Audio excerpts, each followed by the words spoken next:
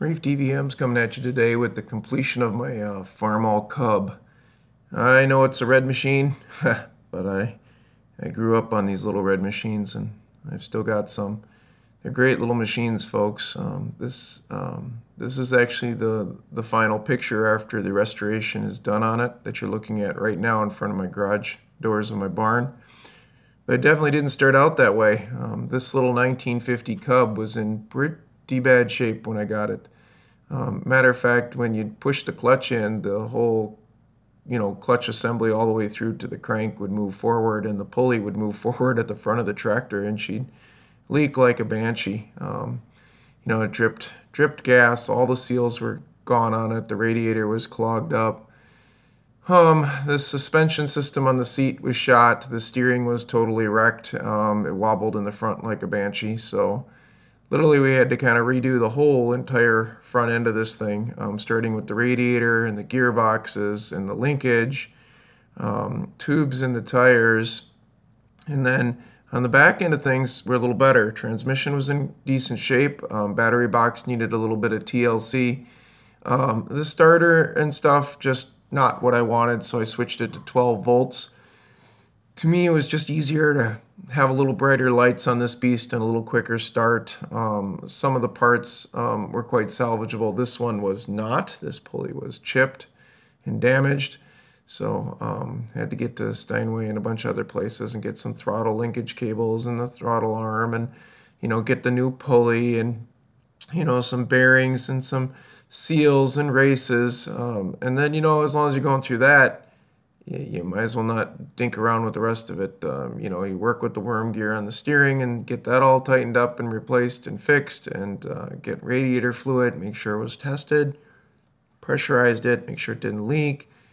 And then we finally decided, at that point we might as well send off the engine and get the engine done.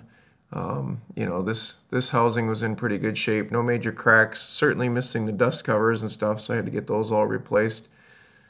Pedals in decent shape, had to be realigned to make straight. Some were a little bent. And then the engine finally came back. I was real pleased with the engine job. I'm glad we decided to do it.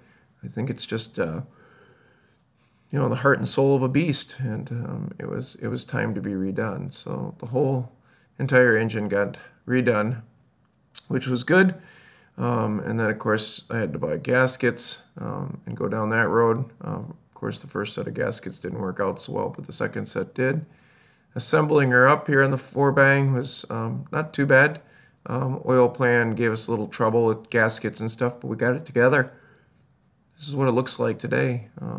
She's doing really well. Now, I know it looks pretty nicely painted. Well, that's because I had to paint it. We did so much damage on the engine block and stuff that I had to repaint that. I had to repaint some of the back seat. The guys that helped me with the engine and stuff at Minnesota Equipment were fantastic, but paint still had to get damaged. So back together she be, and she's up and running.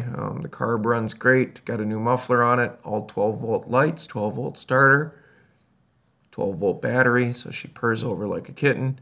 The grate's been bent back out in the front and all fixed, again repainted.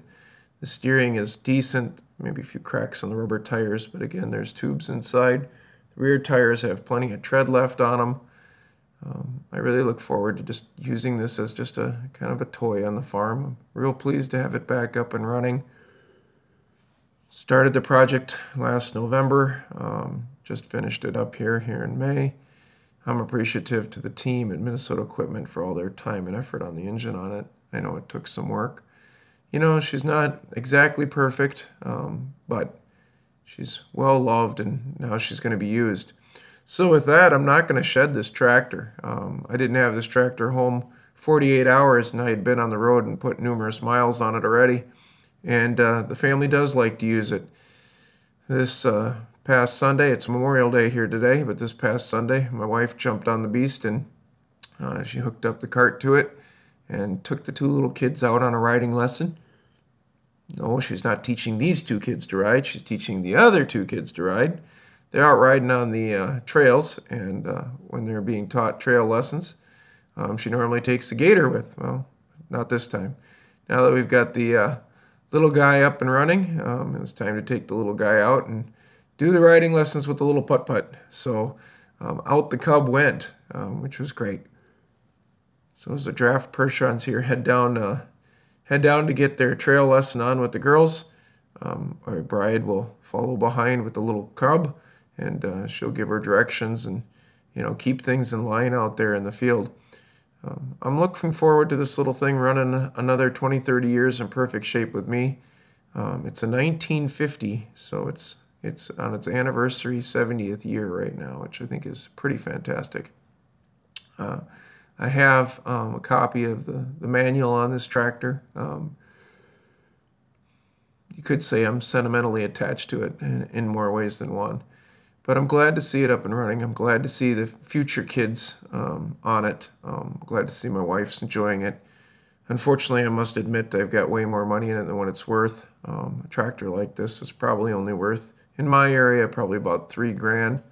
Unfortunately, I've got another 6 above that into it. But this is my family with my beast. This little beast is kind of a pride and joy. I've got other ones to fix up, folks, but I hope you enjoyed my Farmall cub restoration that I finally finished.